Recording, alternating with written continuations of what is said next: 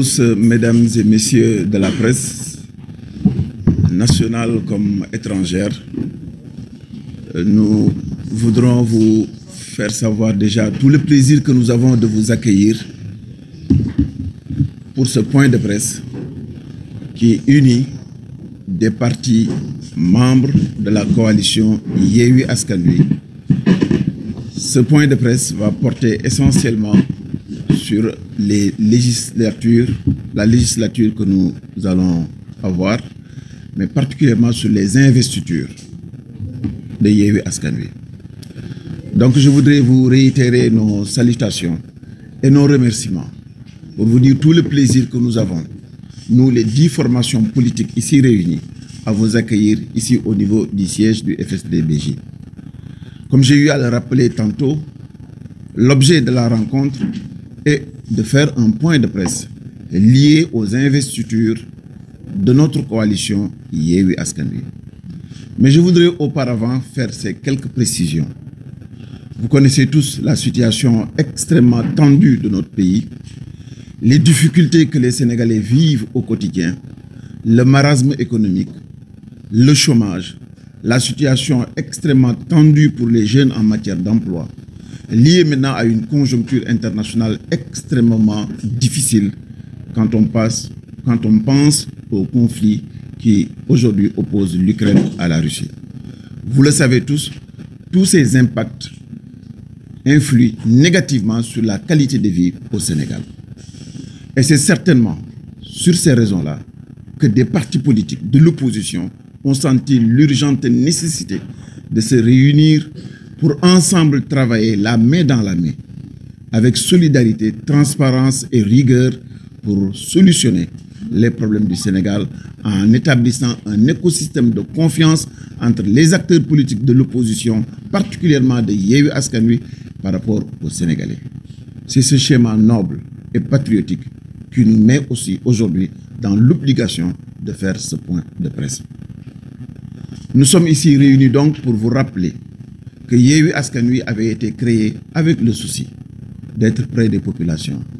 avec le souci d'être le pendant de la revendication des Sénégalais pour plus de justice, plus de transparence, une meilleure qualité de vie et un Sénégal plus sécurisé. C'est ce combat noble qui nous a engagés depuis des années. Chacun d'entre nous ici présents traîne de longues années d'expérience dans ce domaine précis. Lorsque nous avons créé Yewwi Askan Wi, nous avons favorisé et répondu à l'appel des Sénégalais, puisque Yewwi Askan Wi est une demande sociale. Est une demande sociale parce qu'elle nous permet, cette coalition, de régler définitivement l'aspiration légitime des Sénégalais à un mieux-être et à une meilleure qualité de gestion des affaires de la République. Nous sommes ici réunis après des législatures parce que nous avons remarqué que la conséquence des législatures, la conséquence des investitures nous amène à nous poser énormément de questions sur la manière avec laquelle non seulement ces législatures se sont passées, mais surtout ces investitures se sont passées, mais surtout nous a suscité des inquiétudes et des inquiétudes fondées sur notre aptitude à demain reproduire les aspirations des Sénégalais au sommet de l'État. Nous ne sommes pas intéressés par des questions de poste. Les questions de préséance ne sont pas les premières préoccupations que nous avons. La préoccupation que nous avons, c'est que nous avons une charte qui a été à la base de notre organisation. Et nous voudrons que cette charte-là soit respectée du début à la fin, ce qui n'a pas été le cas. Nous sommes des partis politiques et nous sommes des responsables. Nous voulons le meilleur pour ce pays et nous ne sommes pas prêts d'accepter ce que nous refusons à Macky Sall. Qu'est-ce que nous refusons à Macky Sall? C'est l'antidémocratie, le parti pris, l'esprit partisan, l'esprit politicien, le manque de transparence et aussi le manque de solidarité et de respect vis-à-vis des partenaires qui se sont volontairement réunis pour aider leur pays. Telle est notre revendication et telle est notre préoccupation. Je vais donc, pour ce point de presse, vous donner quelques précisions. Nous allons donner à nos camarades le soin de repréciser tout ce que j'ai dit dans les détails. Ce sera fait en wolof et en français. À la suite de cela, il n'y aura pas de questions parce que nous sommes juste au niveau d'un point de presse. Et nous vous prions de bien comprendre et de bien accepter cette formule que nous voulons vous faire partager aujourd'hui. Sans plus tarder, je vais laisser la parole à notre camarade, Abdou Karim Fall. Mais auparavant, je voudrais vous donner le nom des formations politiques qui sont ici présentes et qui sont engagées dans le communiqué de presse que nous avons déjà sorti et engagées dans le point de presse que nous sommes en train de faire aujourd'hui. Il s'agit de Agi Jotna de Maître Moussa Diop, et nous le faisons par ordre alphabétique. Du PNG, Parti Nouvelle Génération de Mamadou Lamine Thiam, de Appel 3J de Madame le ministre Aminata Lodien, Besduniak de Serigne Mansour Sy, Crédit du professeur Amidou Dat, FPRS de Djibril Diop, FSDBJ de Cheikh Bamba Dièye, 7 du ministre Moustapha Mamba Guirassy, Pare Suqali Sénégal de Abdou Karim Fall, RCS, Rassemblement pour la construction du Sénégal, And Defar Suñu Réew de l'honorable député Demba Diop. Voici donc les 10 formations politiques qui ont été à la base de ce point de presse. Et je rappelle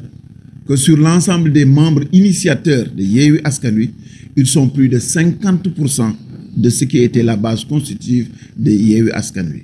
Et certainement, vous avez vu d'autres parmi Yewwi Askan Wi sortir des communiqués allant dans le sens des récriminations et des revendications que nous mettons en place aujourd'hui légitimement. Voici donc ce que je voulais vous dire. Je vais sans plus tarder laisser la place à notre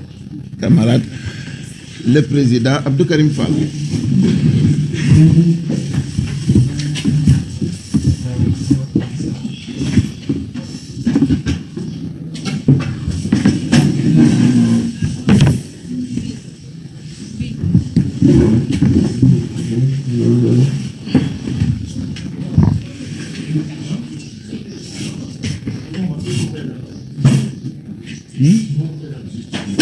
D'accord, je me présente.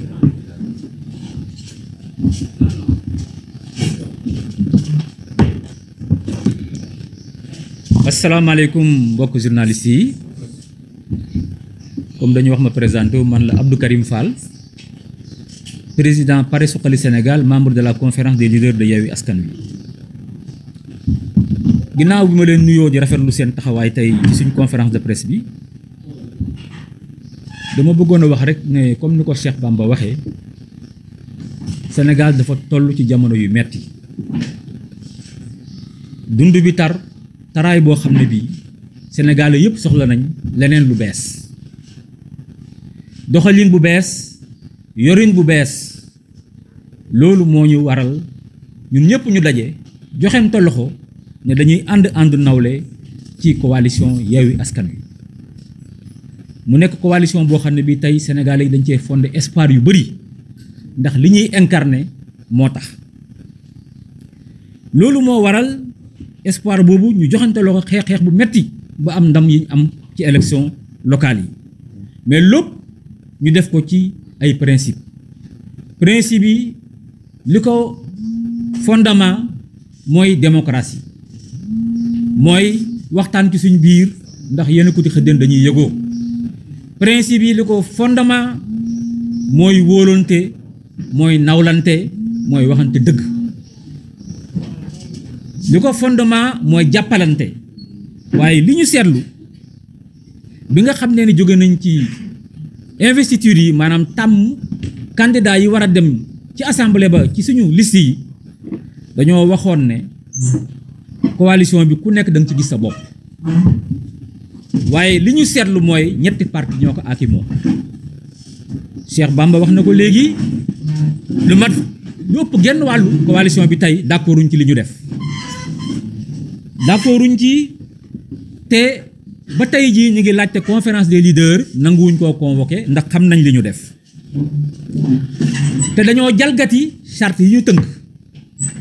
jalgati li ñuy wax accord cadre, mooy suñu doxalin ni mu war a demee. te benn ci principe yi ñu waxoon mooy bu ñu nekkee ci di xëccoo dara ci ay lu ñuy séddale, ña ca amoon cër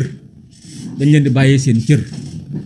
loolu moo waral élection yi locales yi ñu bàyyee Dakar Khalifa Sall,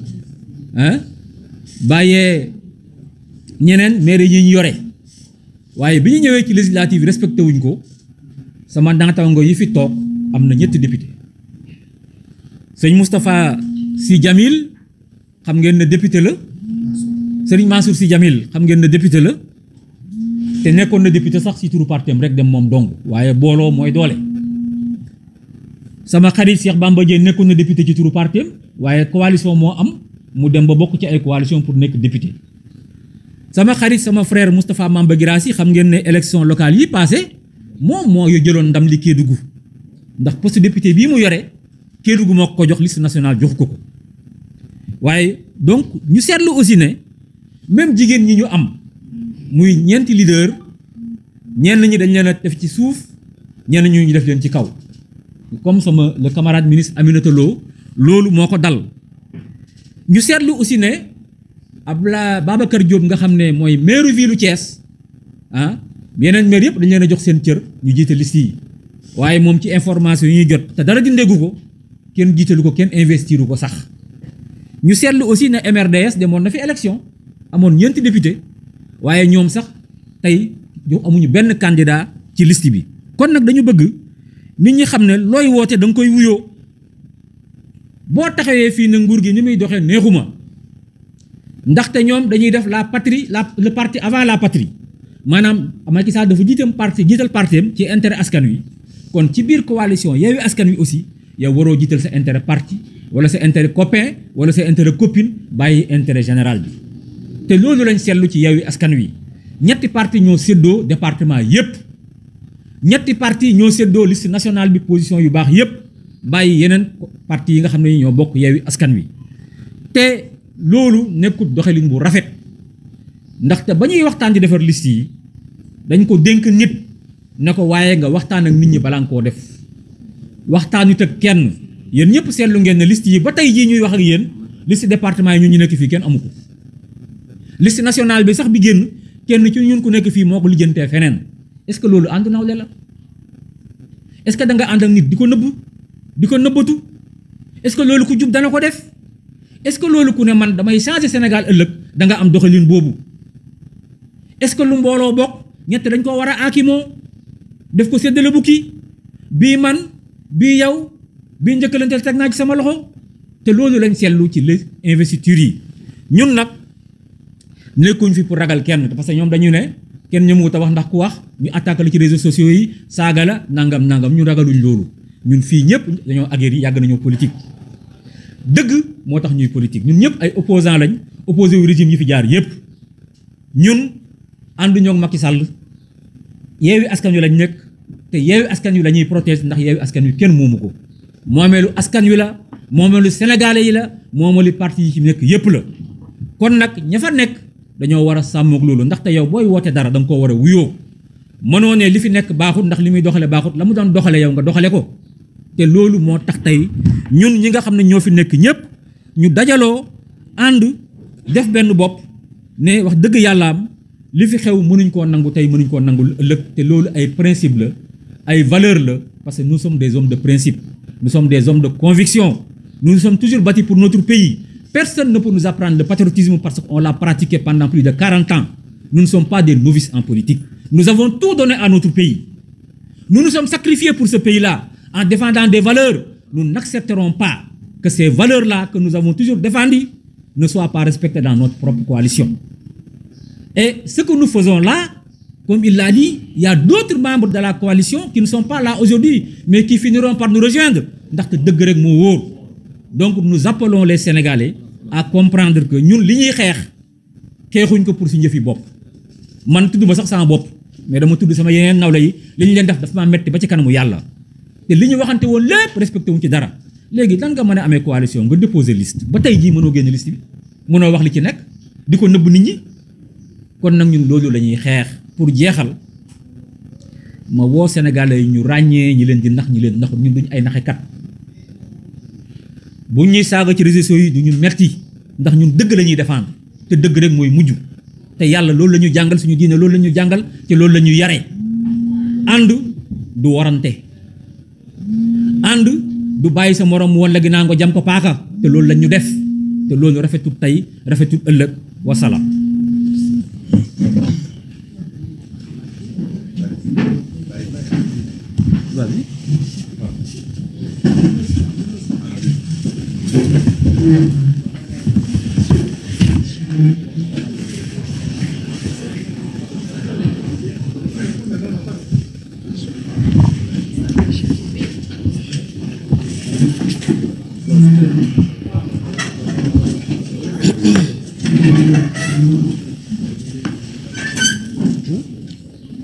auzu billahi mina sheytaani rajim bismillahi rahmaani rahim sunu mbokk journaliste yi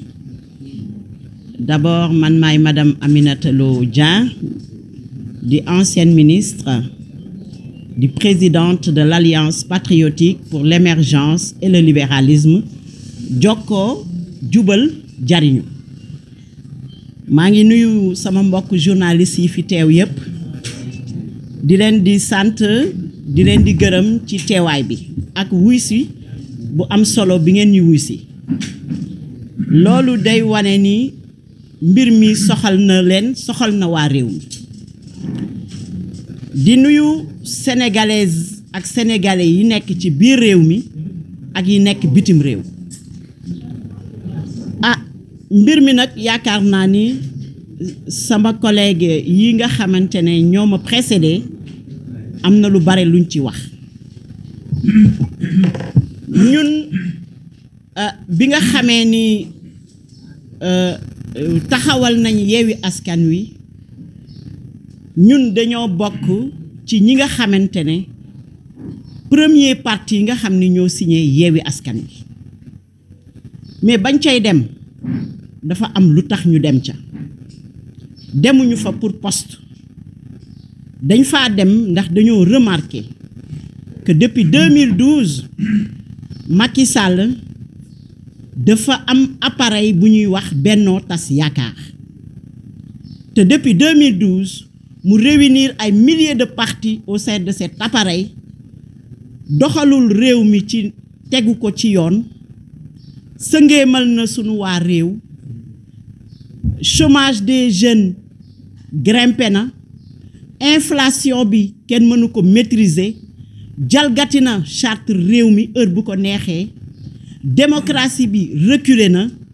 wante am na appareil boo xamante ne bu mag heure bu élection jotee mu utiliser appareil boobu pour faluwaat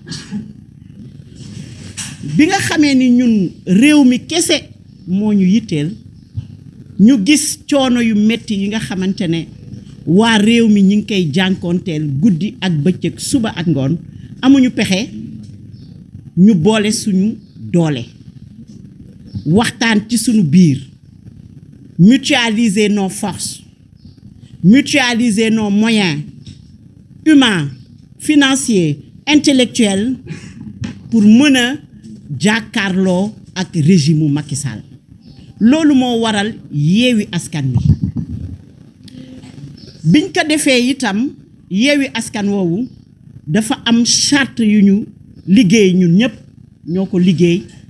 am accord cadre signé ko ñun ñëpp ci sunu biir yaakaar naa ni Sénégal yëpp gis na ko ñu ne kat ci nii lii mooy sunu constitution nii la ñu fas yéenee doxalee sunu kuréel gi boobaak léegi nag am na lu fi dox élection municipale dox na fi parce que boobu xamuñu lan la Yewwi Askan Wi di peser ñu dem élection ay jàmbaar ñoo nekk fii ay nit ñu dëgg ñoo nekk fii ay nit ñu gëm réew mi ñoo nekk fii ñu boole suñu alal parce que Yewwi Askan Wi du ñetti parti damay wax ni toujours dañuy cotiser fii ñu fi nekk ñëpp dañuy def ay cotisation mensuelle bàyyi sunu lépp sunu yitte personnel pour engager wu pour mën a libérer sénégalais yi parce que yëg nañu coono sénégalais yi rawatina ñi dëkk ci banlieue yi xam nañ bu wér ni Sénégal bi fi nekkoon en 2012 du Sénégal bi fi nekk en 2022 bi élection municipale yi jeexee ñëpp xam nañ ne Yewwi Askan Wi nag devenir na une réalité politique parce que dañoo liggéey ba am résultat bu mag ci réew mi gagner les grandes villes ca bés boobu nag la Yewwi Askan Wi commencé am ay tournure nag tournure yooyu liñ ci njëkk a seetlu mooy benn lobby de 4 partis de 4 à 5 personnes ñi diriger ay partis ñoo accaparé wu de l'appareil de Yewwi Askan Wi au détriment de tous les partis signataires ñoom ñooy jël décision yi ñoom ñooy def point de presse yi ñoom ñooy waxtaan ci seen biir di décider di def di dindi jalgati yoon ba nga xamante ne moom la ñu tëraloon muy charte bi ah loolu yëpp ñu koy muñ ci biir di waxtaan parce que sunu yitte bëgguñu Yewwi Askan Wi tas ndax sunu moomeel la moomeelu askan wi la te yaakaaru askan wi la soo gisee vote bi ñu voté ci élection municipale yi nga xam ni sénégalais yi ñoo moom Yewwi Askan Wi te Yewwi Askan Wi yaakaar bu mag la indi ci réew mi kon benn nit benn parti amul droit tas yaakaaru Sénégal sénégalais yi comme ni Macky Sall tasee yaakaaru sénégalais yi li fi xew nag sujet bi mooy investiture yi c'est la goutte d'eau de trop c'est la goutte d'eau de trop parce que investiture yi bi ñu waxtaanee sunu biir à la conférence des leaders dañu wax ne ah ñëpp candidat lañu comme ñëpp candidat lañu kenn mënul tànn sa bopp ñu ne ñun kat ci sunu générosité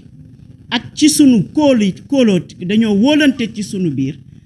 ak ci sunu mbaax parce que mënoon nañ ko bañ a def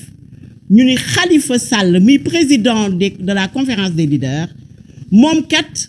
du candidat kon nañ ko cërale mu jox ko mu investir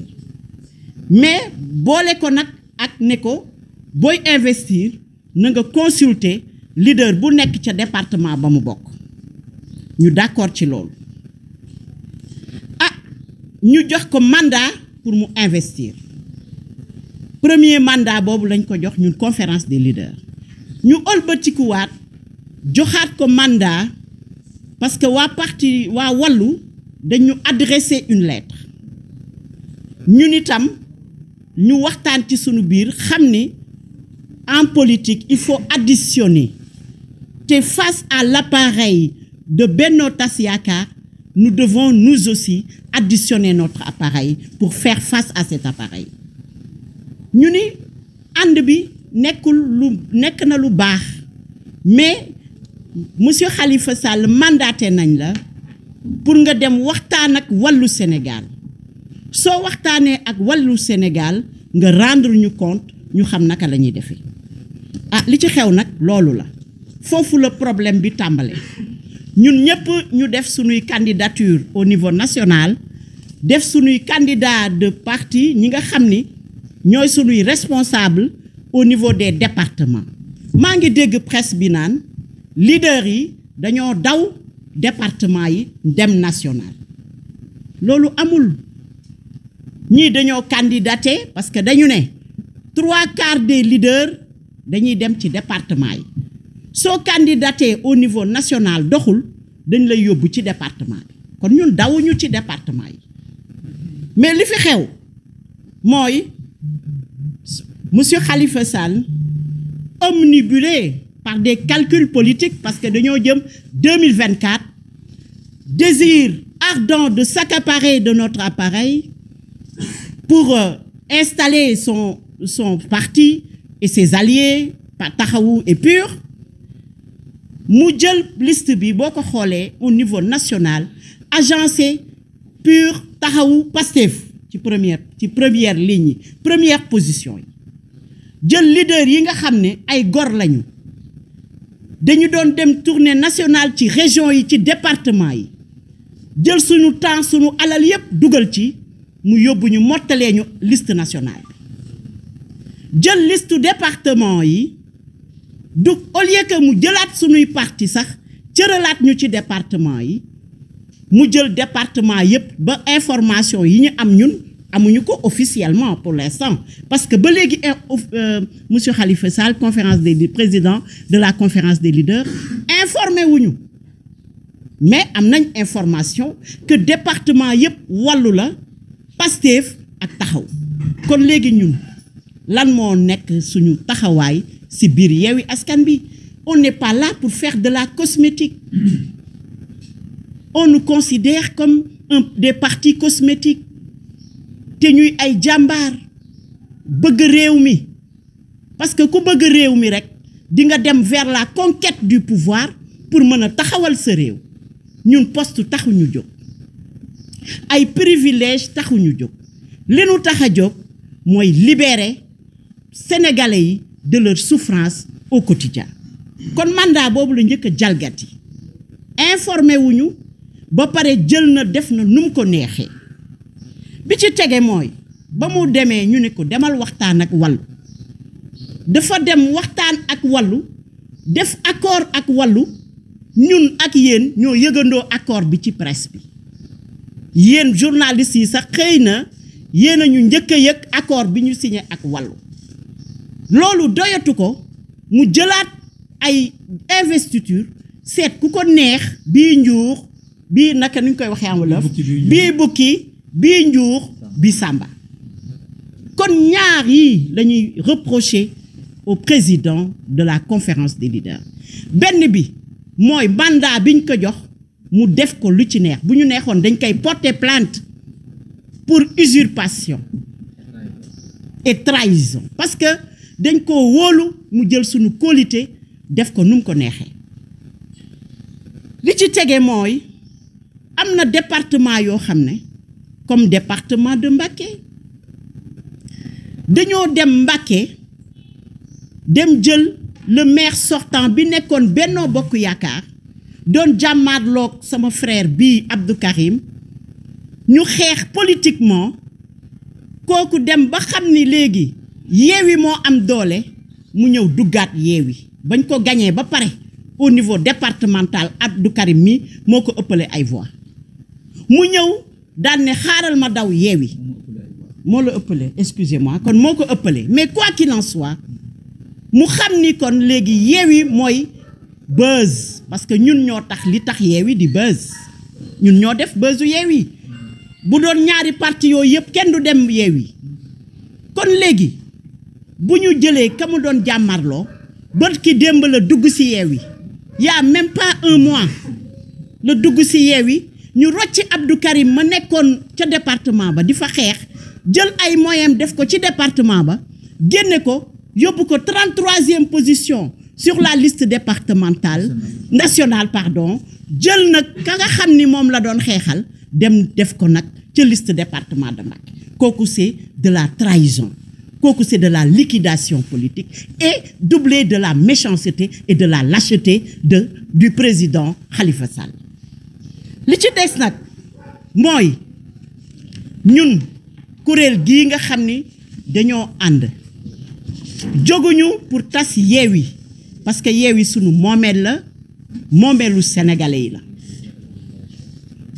li ñu bëgg mooy réew mi li ñuy xeex di ko bañal Macky Sall, bëgg andi lu bees ci réew mi, duñu d'accord pratique yi Macky Sall di def, maanaam benn genre copinage, dégg nga, di décider entre copains, di séddoo entre copains. loolu la ñuy xeex ci Macky Sall. manque de démocratie moom la ñuy xeex contre Macky Sall. kon bu germe yooyu commencé di poser ci Yewwi, dañuy alerter l'opinion nationale et internationale pour leur dire attention, les germes du démon de Macky Sall est en train de s'instaurer dans Yewwi Askan Wi. kon dañuy réaffirmer sunu appartenance à Yewwi Askan Wi, di réaffirmer sunu engagement à lutter à lutter pour le renforcement de la démocratie, à lutter pour que le Sénégal demeure un pays de paix, un pays de dialogue, un pays de solidarité, un pays où les Sénégalais vont vivre à l'aise. Donc, œuvrer pour le développement socio-économique de notre pays. Je vous remercie.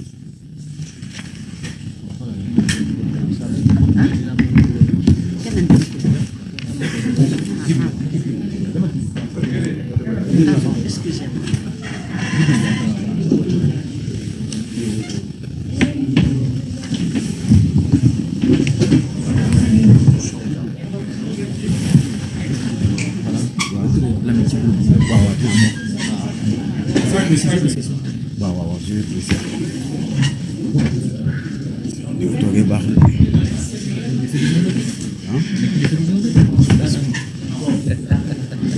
a'uuzu billahi mina seytaani rajim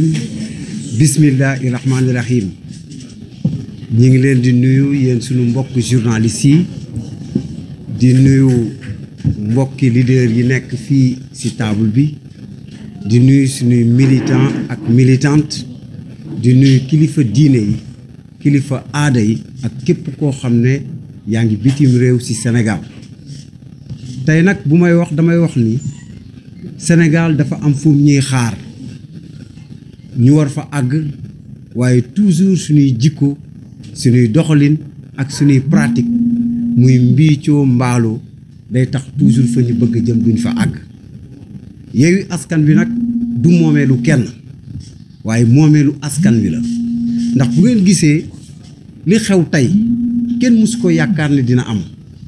mooy ay nit yu booloo tënk dara teg muy seen charte ñu ne nañ ci dox am ñenn ñu jóg boddi loolu lépp teg fenn ngir lépp seeni yëfu bopp ak seeni doxalinu bopp ngir ëllëg fa nu jëm. kon bu demee ba nar ñoo dab te ñun liñ doon jiiñ ki fi nekk ak lañ ko doon tam naan réew mi baaxul réew mi li fi yàqu dafa bari bu ñu demee ba mu bëgg ñëw si ñun dinañ toog ne attention lii kat fa mu jëm nañ ko xoolaat ndax am na méthode archaïque yoo xam ne fan ko yaakaare woon bu dafa commencé fëgg suñuy bunti kër. moo waral ñun ak suñuy kuréel ni ñu bokkee biir Yewwi fas yéene see nekk ngir njariñu Sénégal ngir ëllëgu Sénégal ngir fi ñu bëgg a tënk si li ñu booloon pour yóbbu ko Sénégal buñ si gisee ay lënt-lënt ak ay yàqu-yàqu dinañ jóg alerter opinion internationale bi ak opinion nationale bi ne c'est le moment de le dire.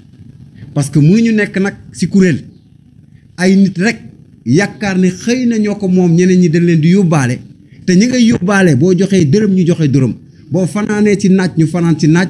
boo créé ñu ker ndax Yewwi Askan Wi kat bañ koy créé ci difficulté yu metti la nekkoon.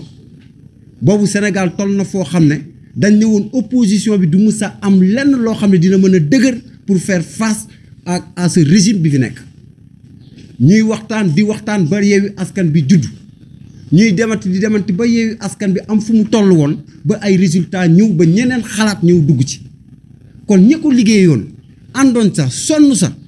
bu ñu jógee ba gis leen ñi commencé wax parce que dañuy alerter pour li dal ñii tey ba xam ne ëllëg bu ñu tegee kenn jalgati bii ñëw ñu koy rëcc boobu du wees parce que teel nañ koo arrêté. ndax nan nga mën a ànd ak say morom ngeen bokk lenn nga ne démocratie moo tax a jóg séddoo amul suñu biir nga njëkk séddoo ba dem ba ci biir kuréel yi ngeen di bokk ngeen koy waxee boo demee ba nit war a wax soxlaam sax bu waxee loo xam ne déranger na la nga génne ko mel ni kuy génne koo respecté wul mel ni kuy génnee bàyyi tey si leader yi toog fii am na leader boo xam ne dafa wax lu ko neexul ci Yewwi Askan Wi parce que ni ñu doxalee investiture yi dara jaaru si yoon muy Mamadou Lamine Thiam Ousmane Sonko génnee ko ci liste génnee ko ci groupe WhatsApp te dañ ne carrément ñun ñëpp a ci bokk yam ku nekk sañ nga wax lu la naqari exprimer wu lu la naqari waaye ànd boobu bu fekkee ne yow da nga ne yow jox ko sa bopp cër sa morom jox la cër nga def loo xam ne ki ko def ñëpp xam ne li mu def baaxul ci boppam lay ëppalee ñeneen ña nit ñi nag sañ nañoo taxaw comme ndap lu ñu teg la ku nekk sañ a dugal sa loxo sañ nañoo ñun ñuy dugal seen loxo ne boo ñu sempee ñu dugalaat kon kooku dañuy réclamer mu delloo ko ci groupe ba mu bokkoon ndax da cee sonn ba ñuy dem Ziguinchor metti woon na trop ba ñuy dem Tamba metti woon na trop ba ñuy dem Mbacké metti woon na trop ba ñuy dem Saint-Louis metti woon na trop ba ñuy dugg Dakar Guédiawaye di fa xeex bu metti ba 17 personnes si ñun hôpital lañ mujjee ji kon ana ñoom ñii ñu dugal si liste bi fu ñu nekkoon ndax àdduna day toll foo xam ne boo waree xool sa morom da nga ko war a nekkoo jàkk ak ñaari bët gis nga réew mi nag lu ko yàq mooy paccoo ak séddoo bu xeex jotee ñu ne nañ jël nit ñi jot mais bu séddoo jotee rek gore di am réew mi nag buñ ko bëggee teg si yoon ne ñii fi nekk ànd ak Macky Sall li ñuy dox baaxul ñun ñu bëgg a def lu yées yooyu y a un problème looloo tax ñun ñi bokk Yewwi Askan Wi te xam ne Yewwi Askan Wi sénégalais yee ko tax a jóg te sénégalais yee ko moom moo tax ñu alerté waaye nag du poste moo ñu tax a jóg parce que yaa xayti am na ñoo xam ne bu leen am nañ retraite parlementaire dépassé nañ ko seen vision raw na foofu waaye ñu tuuti rek ñoo naan ay poste leen tax a jóg waaye poste yooyu tax a jóg li tax ñoom ñuy xëccoo première place yi bay génnee ña xeexoon sànni fële xanaa ñooñu tamit poste taxu leen a jóg moo tax réew mi dëgg gi il faut que ñu koy wax parce que munoo di wax ne yow li ngay wax dëgg la te kenn du la wax dëgg loolu amul fenn di jéggalu tamit sénégalais yëpp ci korité gii ñu jóge moom sax laa woon njëkk woon di baal ñëpp ak tey baal nag di wax jërëjëf wasalaam.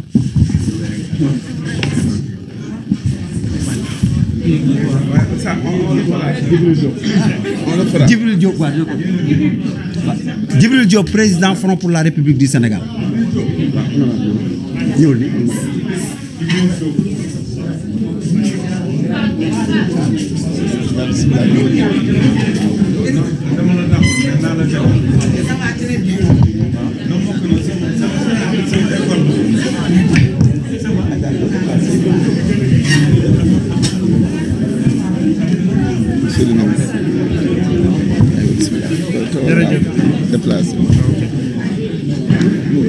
waaw asalaamaaleykum mbokk journaliste yi gannaaw bi ñu leen nuyoo dolli ci li ñu suñ collègue bi nuyu ma présenté wu man maay professeur Amidou Dat nekk président wu parti Crédit bokk tamit ci Yewwi Askan Wi daanaka ñi ma jiitu motal nañ lépp ci benn point rek laa bëgg a attirer seen attention delloo kàddu mooy sénégalais yi suñu jàkkaarloo ñoom tey mën nañu ñoo wax ne li leen dal ci investiture yi te jaarul yoon yéen a ko def seen bopp ndax yéen a jël lépp jébbal ko benn nit muy président de la conférence des leaders ngeen ne ko defaral ñu liste yi waaye loolu dafa am lu ko indi ndax investiture ci parti ci suñ coalition conférence des leaders moo am cër boobu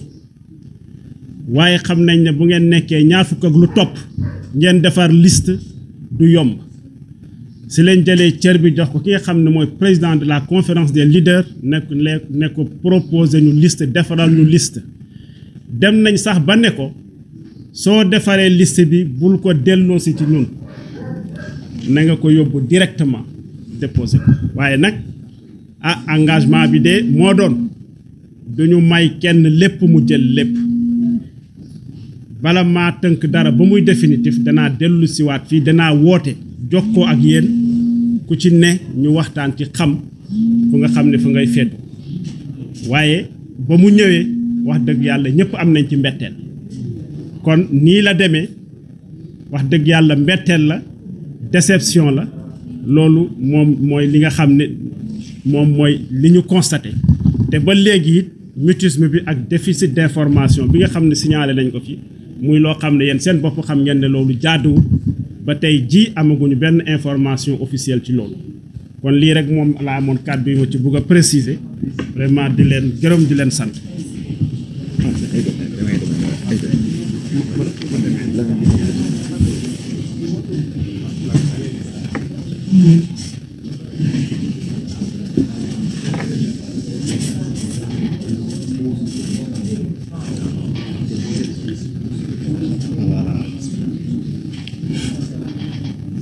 asalaamaaleykum sunu mbokk journaliste yi maa ngi leen di nuyu maa ngi tudd Mamadou Lamine Thiam du président parti Nouvelle Génération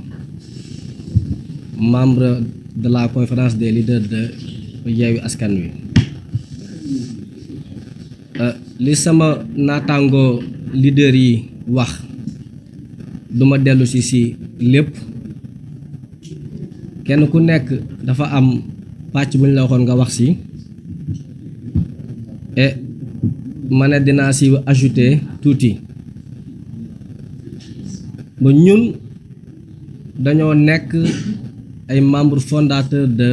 Yewwi Askan Wi nekk toujours biir Yewwi Askan Wi conférence de presse bii ñu woote nag dañu ko woote pour waxtaan ak askan wi woote wuñ ko pour jooytu woote wuñu ko pour naqarlu mais dañu ko woote pour alerter parce que dañu gis ne réew mi bu nit di séentu pouvoir dafay wax dëgg dafay honnête dafay am ay discours yu jekk waaye bu pouvoir accès rek dañuy daal di soppeeku Yewwi Askan Wi nag dañoo seetlu ne dafa am pouvoir local bu tegu seen loxo mooy gagné nañu ay mairie yooyu nag dafa am ay parti ak ay membres yu ne ci biir yu jàpp ne seen moomeel la li tax ñuy wax nag mooy Yewwi Askan Wi dafa nekk demande sociale ñëpp bokk ci Yewwi Askan Wi mu nekkoon un projet boo xam ne Sénégalais yëpp dañ ci amoon yaakaar boobu nag jàpp nañ ne mu ngi fi ba tey te bëgguñu mu yàqu te ñun ñii toog fii it boo ñu xoolee ñun ñii fi toog ngeen xool ay affiche yu Yewwi Askan Wi image yi ñoo ci nekk affiche yi nekk ci mbedd yi ba comme ñii ñooy Yewwi bu ñu demee ba toog fii di wax c'est parce que y a un problème bi nag ba alerte dong moom la ñuy def di woo sunu mbokk yi ak sunu naataangoo yi nga xamante ne ñoo bokkoon Yewwi Askan Wi ñu retrouver seeni ay esprit xool ne réew mi sonn nañu dëkk bi bari na lu fi jaaduwut mënuñoo def ay reproche le président Macky Sall ne réew mi teguñu ko ci yoon ba pare di ko doxal suñu biir li am nag ñun ñi ci biir ñu ngi koy naqarlu di woo sunu mbokk yi ñu ressaisir parce que jàpp nañ ne Yewwi c'est un projet boo xam ne kenn amul droit yàq ko accaparement nag am na ci te tey listu Yewwi yi ngeen di seen ci mbedd mi ku voteel liste boobu danga amoon yaakaar ne yaa ngi voteel waa Yewwi du ma ne nekkatul Yewwi waaye yaakaar xaw na see kin tas tuuti teewul nag ça reste un projet de Yewwi et askan wi yëpp bu ñu amoon li ñu bëgg Yewwi dafay continuer di dox ba 2024 c'est pourquoi ñun ñuy œuvrer di dox di ñaax pour Sénégalais yi continuer di am yaakaar ci projet boobu xëy na nag am na ay rëq-rëq am na ay manquement man mii di wax ak yéen am na ay ñaxtu yu ma doon ñaxtu ci biir ndax jàpp nañu ne fonctionnement bi du noonu ki nga xamante ne day woote ci réew mi ak njub di wax dëgg bëggul am ku ko wax dëgg man nag li ma wax ci biir du ma ko wax ci biti mais bu dee da ngay wax ci biir ñu lay bloqué doo am foo waxee ba boo waxee sa dëgg ñu retiré la loolu mooy manque de démocratie donc dañuy alerter Sénégalais yi pour ñu bañ a yóbbu benn mbir au pouvoir mbir moomu war leen donc nag loolu laa ci bëggoon a ajouter merci mes collègues leaders merci. Aïda. Ouais, on y viendra. On y viendra. Je vous comprends très bien, on y viendra. Vous inquiétez pas, on y viendra. Donc, Aïda, on y viendra. On y viendra, vous en faites pas. Le français, vous l'aurez. Le français, vous l'aurez sans aucun problème. Vous l'aurez et largement.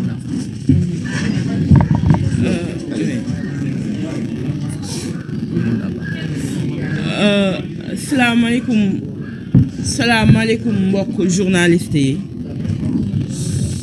waaw bu ñu dégloo rek ñu ne salaamaaleykum mbokk journaliste yi je pense que suñu camarades yi nga xam ne ils nous ont précédés ils ont un peu donné l'essence mais je précise que ce point de presse n'est pas un point de presse pour s'en prendre à un leader ou à un autre. C'est un point de presse pour rappeler les principes qui nous ont unis et pour ces mêmes principes-là que nous nous battons. Dans la réalité, le mot Yewwi, c'est de détacher les gens des chaînes qui les ont enchaînés et de faire en sorte que la vision que nous avons en parle aux Sénégalais. Nous ne pouvons pas dire dañu yeewi sénégalais yi ba pare di yeew ñi nga xam ne ñoo nekk dans la coalition et je pense que dans ce sens il y a des choses que nous devons dénoncer. Aujourd'hui, ce qui a motivé encore une fois la conférence, ce qui a motivé encore une fois ce point de presse, c'est de dire à la population sénégalaise que député ou pas, les principes restent non négociables. Que député ou pas, il y a des principes de concertation, de coélaboration, de co-construction qui ont été à la base de la mise sur place de la coalition Yewwi Askan Wi. Et l'un des principes qui avait été émis, moi, dañu ne amul sama parti dañu ne basons-nous sur des profils. Et quand on a dit basons-nous sur des profils, ils ont demandé à tous les candidats de donner un profil, de donner leur parcours politique et de dire le pourquoi au niveau de l'Assemblée, ils vont dignement représenter le peuple. Et je me rappelle un jour, au niveau de la Commission nationale d'investiture, une question a été posée et une suggestion même faite en disant que pour régler le problème des candidats dans la coalition Yewwi, il fallait faire le partage par les partis politiques. Et un éminent leader a donné la réponse en disant faire du partage en termes de parti, ce serait trahir l'esprit même du Yewwi et ce serait trahir la population sénégalaise.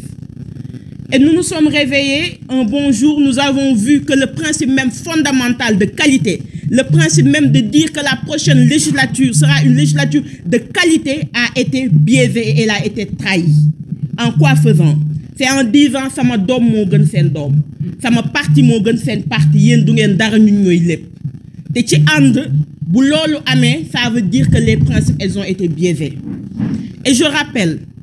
que les positions de députés, cette législature, elle n'aura que 2 ans. Parce que nous espérons qu'en 2024, qu'il y aura une alternance et l'Assemblée, aujourd'hui, que nous allons mettre en place, va être refondée. Mais en 2 ans, la population sénégalaise, elle a besoin d'être rassurée. L'autre principe qui a été bafoué, c'est le fait de dire que les députés, les maires, ils ont le pouvoir de maintenir. Au niveau des élections locales, ces principes-là ont été en réalité respectés. Au niveau des élections législatives, ces principes n'ont pas été respectés. Je rappelle que le leader pour lequel je parle, c'est Mansour Sy Djamil, en 2017, il a dirigé la liste de Manko Taxawu Sénégal. Il est clair que le Manko n'est pas le Yewwi, mais il est aussi clair qu'en 5 ans, il ne peut pas représenter Moudaigne. Et nous avons des informations même qui disent que un des leurs l'avait même mis à une position inférieure à Fimounek, ce qui est un signe de respect. Parce que kilifa tamit bokoy tek fenn fi ding ko wo nga ni ko fi lañu xalaat ngi fa nga wara nek mu ne le bëgg na wala bañ na. Benen bi, nous avons vu que nous dans notre parti et dans d'autres partis, mais je peux prendre un exemple parce que parler de soi c'est difficile, mais l'exemple peut nous aider à étayer. Que dañu néwon à Kédougou et ils ont mis des leaders yo xamni ku ci nek sa base. Chacun d'entre eux, c'est dans les localités où nous pensons qu'ils sont les plus forts, faut en réalité investir. Et Kounyo Pikine, Koudjar Yembel, Koudjar dans la banlieue sénégalaise, le parti Bezouniak a une base réelle. Et le candidat qui était notre candidat pour le département de Pikine, qui lorsqu'on a rejeté sa liste, il a candidaté pour être un élu au niveau du département de Pikine, il n'a pas été pris et on ne nous a pas donné d'explication. En résumé, au-delà des divergences que les gens pensent, parce qu'il n'y a véritablement pas de divergence, il y a une incompréhension, et je pense que les leaders qui sont ici et qui sont membres de la conférence des leaders ont à multiples reprises demandé à ce qu'il y ait une réunion, à ce que les gens expliquent. Et je pense que dans le texte que moi-même j'ai mis sur mon Facebook, j'ai dit que le jeu ne peut jamais prendre le dessus sur le nous, mais un nous doit être co-construit, un nous doit être collaboré et un nous doit être fait de manière collégiale pour que les gens qui s'y trouvent s'y retrouvent. Et de cette manière, nous disons que nous ne comprenons pas. Et de cette manière, nous disons que le mépris dont les membres de Yewwi sont victimes, nous ne le comprenons pas, nous ne l'acceptons pas et nous le dénonçons. Et je termine par un camarade, Cheikh Tidiane Dièye, qui hier a fait une lettre qui, je pense, résume en réalité tout ce qui s'est passé dans le cadre de Yewwi. Parce qu'il faut le dire, soit nous voulons une assemblée de rupture, soit nous voulons une assemblée qui répondra aux attentes des Sénégalais, soit nous voulons une assemblée de Pacho. Et quand ça deviendra une assemblée de Pacho, je pense que l'esprit de Yewwi même est trahi. Mais nous croyons à ce projet. Nous croyons que le Yewwi, si tous se considèrent d'égale dignité, si les choses se discutent, s'il y a une réflexion collégiale, s'il y a une réflexion où les choses se feront. Mais dès l'ensemble où on pense que Nit Ki Moy Yekini, les autres c'est des yaoudjal, cette coalition n'aura pas de l'avenir, parce que quand il s'est agi pour les locales et qu'il n'y avait pas de résultat, on n'avait pas considéré ces leaders et ces partis comme des yaoudjal. Et je pense que des partis qui sont allés à des élections, qui ont eu des résultats qu'ils ont posés sur la table, c'est parce que dans la France, mais le terrain nous donnera raison. En gros, il n'y a pas de frustration, il y a une incompréhension. En gros, il n'y a pas de dire qu'on veut un poste de député, mais en gros, nous réclamons un respect. Nous ne le réclamons même pas, nous exigeons le respect qui nous est dû parce que nous avons construit ce Yewwi. Parce que quand il s'est agi de se donner à 100%, les gens l'ont fait. Et je pense que nous ne nous abaisserons pas à tenir un discours de bas étage, de dire pourquoi lui et pas moi, mais de dire que si vous le choisissez lui, donnez-nous les raisons qui pourront nous convaincre à penser et à considérer que celui-là c'est la bonne personne ou elle qu'il fallait choisir, et de ce fait, il n'y aurait pas en réalité de divergence. Et il y a un respect mutuel, ça je tiens à le redire, envers ces leaders. Parce que s'il n'y avait pas de respect mutuel, en réalité, le Yewwi ne serait pas le Yewwi et nous n'aurions pas eu les résultats qu'on avait. Mangi djegolou, et c'était les mots que je voulais partager. Aïda Niang, responsable de Bosuniak.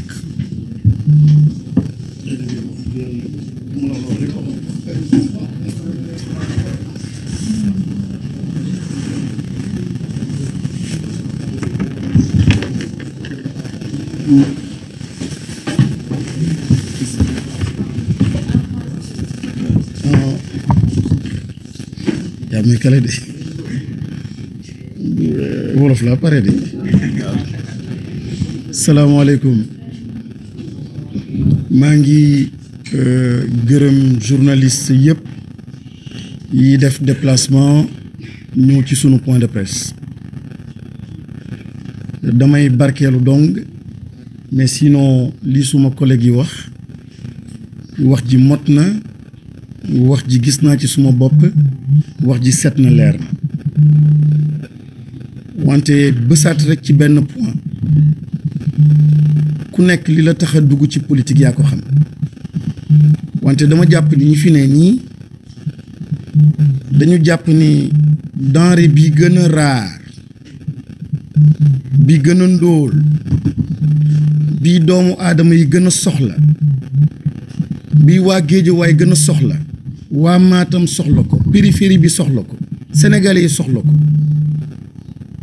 mooy la denrée de l'éthique, justice ak lu jub ak lu sell. Du problème mu terre, du problème mu aéroport, du problème mu goudron. Xool leen bu baax ni àdduna richesse mondiale bi day yokk di dem rek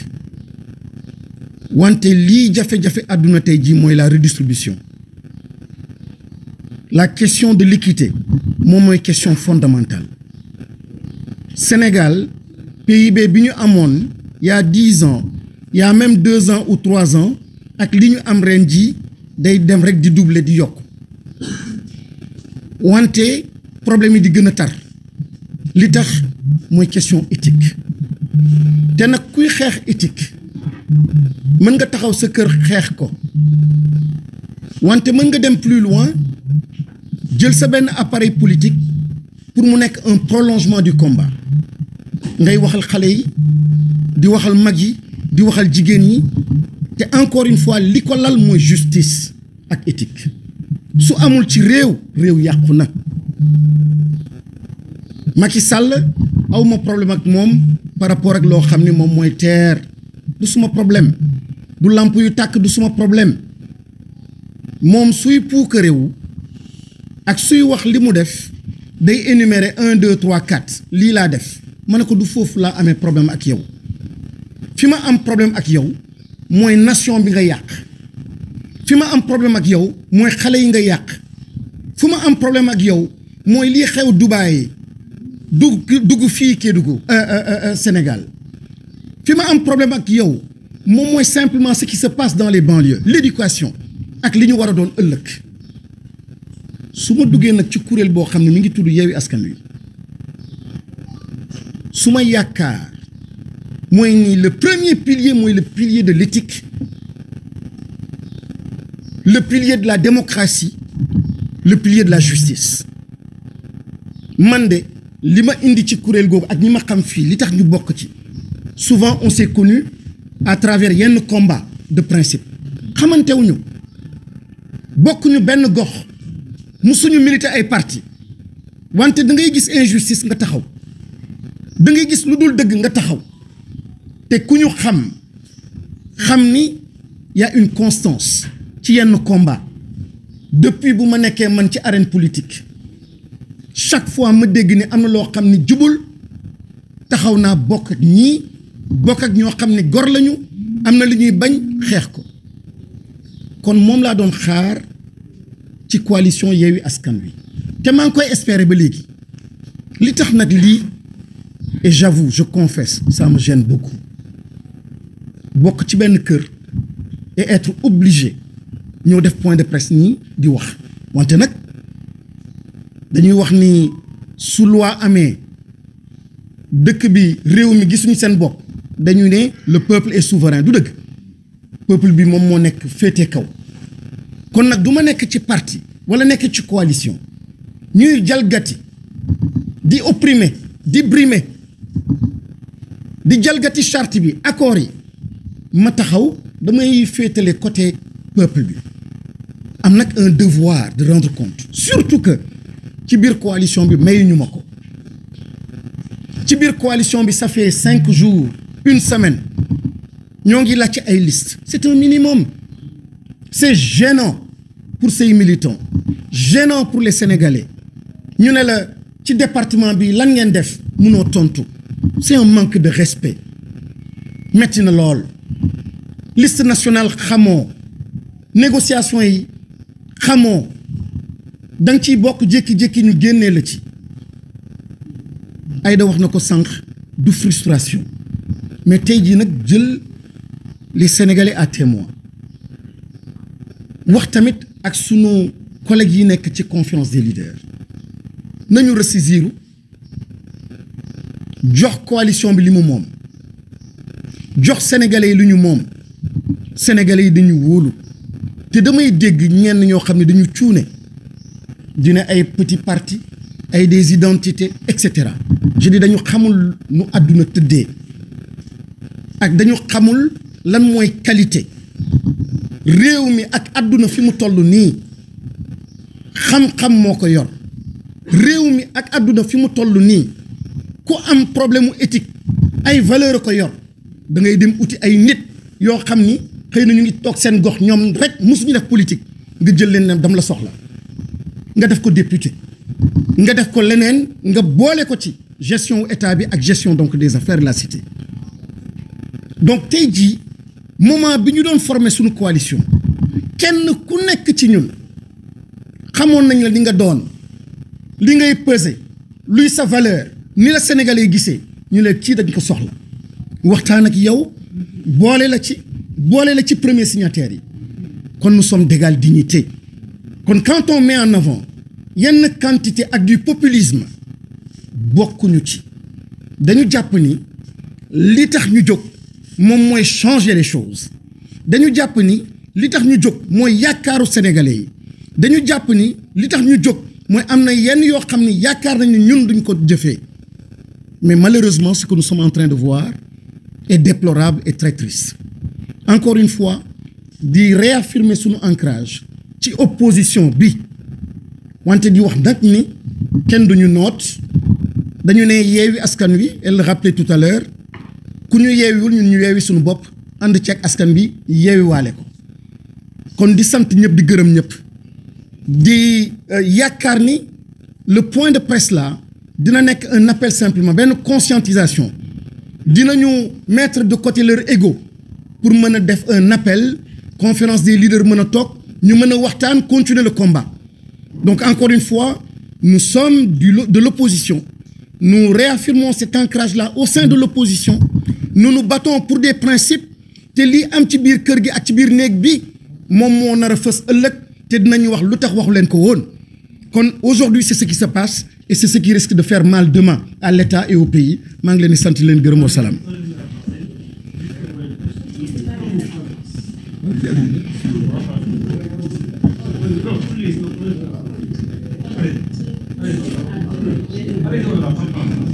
Ce qui semble manquer au pays et ce qui semble être dit et être entendu aussi, les cris de cœur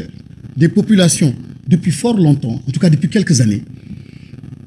c'est ce manque d'éthique, ce manque de justice sociale. Pas d'équité territoriale, pas de justice sociale, pas de justice même, je dirais. Et pour toutes ces raisons, les populations sénégalaises ont fortement accompagné et appuyé l'initiative de la coalition Yewwi Askan Wi. Il y a eu de l'espoir. Et contre toute attente peut-être, nous avons vu les résultats à l'issue des élections locales. Toutes les grandes villes, dans toutes les grandes régions, ont été remportées par cette coalition qui permettait de faire espérer, de faire rêver. Il y avait un projet. Pas seulement un projet économique, mais un projet de refondation, un projet de régulation sociale, un projet dans lequel on repense l'État, on repense la politique, avec des hommes de valeur, des hommes de principe. Et nous nous sommes rencontrés à travers des combats. Nous nous sommes reconnus et connus et nous avons dit, nous avons des principes ensemble. Et chacun a mis sur la balance ce qu'il est, son cursus, son expérience, sa vision, son projet et ses valeurs. Et nous avons fondé la coalition Yewwi Askan Wi. Ce n'est pas en termes de quantité, de nombre de militants, mais c'est en termes de contribution, de sa capacité à faire avancer et à transformer le pays. Et nous l'avons fait. Et les résultats ont été probants. Les résultats ont été présents. Malheureusement, ce que l'on constate, c'est l'effritement de ces valeurs, la disparition de ces valeurs et des valeurs lesquelles les plus essentielles pour nous fondateurs ou initiateurs de cette coalition, notamment la question de l'éthique et de la justice. Lorsqu'on met en avant une question partisane, de militantisme tout court, des questions parfois même ethnicistes, parfois même régionalistes, c'est tout simplement regrettable. À l'occasion d'une réunion, je rappelais personnellement aux collègues présidents de la conférence des leaders qu'une liste nationale doit refléter aussi la nation. Une territorialisation des candidats. Prendre en compte aussi, naturellement, les sexes. On n'avait même pas besoin de nous l'imposer par une loi. Prendre en compte la jeunesse. Prendre en compte certaines catégories, les handicapés, etc. À partir de là, on saura la vision qu'on a de la gestion de l'État. Cet équilibre, ce juste milieu, cette façon de repenser la cohésion nationale, on doit pouvoir le retrouver quand on confectionne une liste nationale. Et dans les départements, Naturellement, il s'agit de gagner, mais pas n'importe comment et avec n'importe qui. Malheureusement, tous ces principes-là ont été bafoués. Vous l'avez vu à Dakar, ce qui s'est passé. Vous l'avez vu dans les départements. Nous ne disposons toujours pas de liste. Nous ne savons toujours pas comment les listes ont été confectionnées au niveau national. On sait tout simplement, et on observe, on constate que la charte a été bafouée. Quand on dit force reste à la loi, au sein de notre coalition, nous devons aussi dire que force doit rester à la charte. Si nous ne sommes pas en mesure de respecter nos accords au sein de notre coalition, ne me faites pas espérer autre chose. On ne sera jamais capable de gérer l'État. L'État est une chose sérieuse. Il s'agit de choses sérieuses, de nos enfants, du futur, de nos aînés, nos doyens, de la santé, énormément de choses, de sécurité. Et si nous aspirons à cela, à gouverner ce pays-là, nous devons absolument, je ne parle même pas de coalition, même pas de nos partis, mais seul individuellement, dans ma propre famille, je dois observer, m'observer. Je dois avoir un comportement digne de mes ambitions, digne de ce qu'on attend de moi, digne donc de l'État du Sénégal. Et c'est une exigence. Il faut que les présidents de la conférence des leaders se ressaisissent. Il faut qu'on revienne aux fondamentaux de la coalition Yewwi Askan Wi. Il faut moins d'ego et accepter les remarques, la démocratie interne. C'est comme cela qu'on peut bâtir une coalition forte, une opposition forte. Et c'est ce qui est attendu de nous. Et c'est comme ça qu'on pourra, en 2024, changer la donne au Sénégal. Merci beaucoup.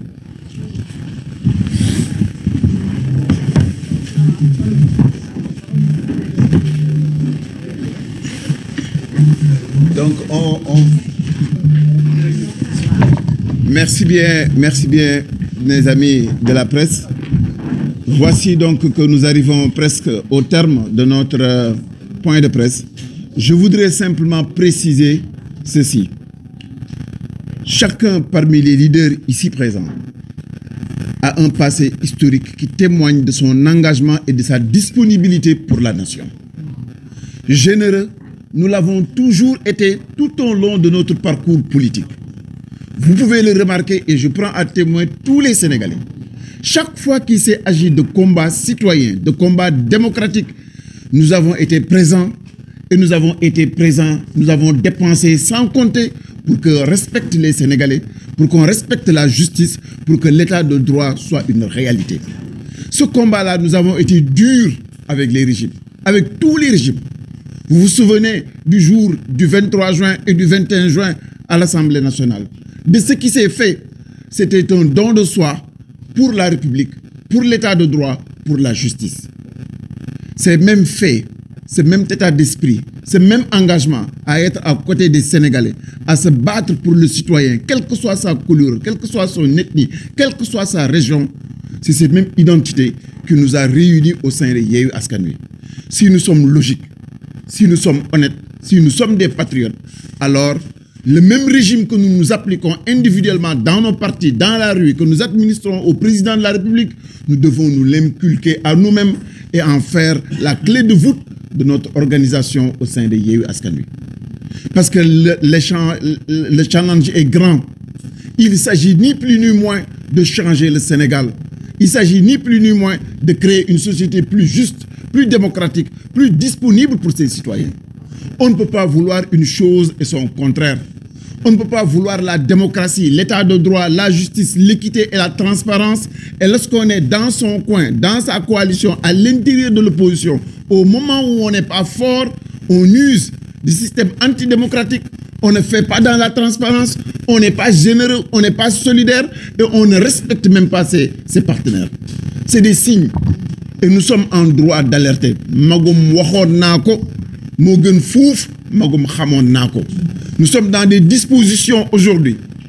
de dire ce qui doit être. Notre position et notre place dans l'opposition ne fait d'aucune contradiction et d'aucun doute. Nous sommes là-dedans parce que nous sommes partie prenante et nous avons tout fait pour que cette coalition existe. Il faudrait que chacun d'entre nous sache que cette démarche que nous faisons est juste symbolique dans le sens que nous voulons alerter les citoyens Et nous voulons aussi revendiquer nos droits à l'intérieur de Yewwi Askan Wi, parce que Yewwi Askan Wi ne doit pas être loin des préoccupations des Sénégalais.